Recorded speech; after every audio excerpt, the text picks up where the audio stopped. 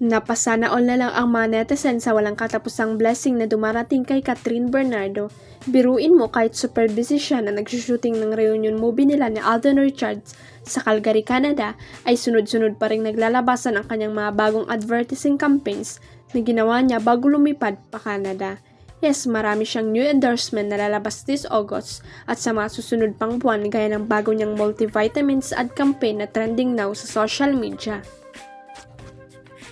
Last week lang ay nag-open sa Market ang bagong hair salon brand na pag-aari niya, pati ang new brand ng kanyang Cat Nails Nail Salon. Yan ang reason kung bakit hindi na masyadong sinasamahan ni Mami Min Bernardo ang anak sa mga shooting nito lately. Busy si Tita Min sa mga bubuksan pang branches ng Cat Nails Glow Up Salon at New Look Hair Studio. Marami nga ang nawawali ng inakala ng netizen at fans na naka-join ng mother ng actress sa Canada shooting ng Hello Love Again. Nag-post kasi ito ng mga throwback photos niya na kuha sa Calgary weeks ago. Mukhang relate much ang kapamilya singer-actor na si Darren Espanto sa naging love story ng former couple sa Especially For You segment ng It's Showtime. Napag-usapan sa Tuesday episode ng programa kung paano magsimula ang relasyon ng dating magjowang sina Jenna at Mako.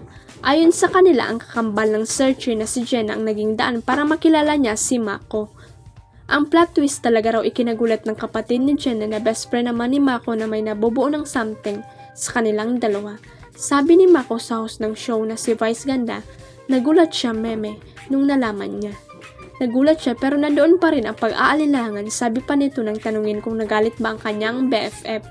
Kasunod nito, binalingan naman ni Vice ang co-host nilang si Darren at tinanong kung tulad ni Mako at kapatid ni Jenna, papayagan din ba niyang ligawan ng best friend niya ang kanyang kapatid na si Lynel? Hindi ko rin alam kasi depende yan sa sitwasyon naman.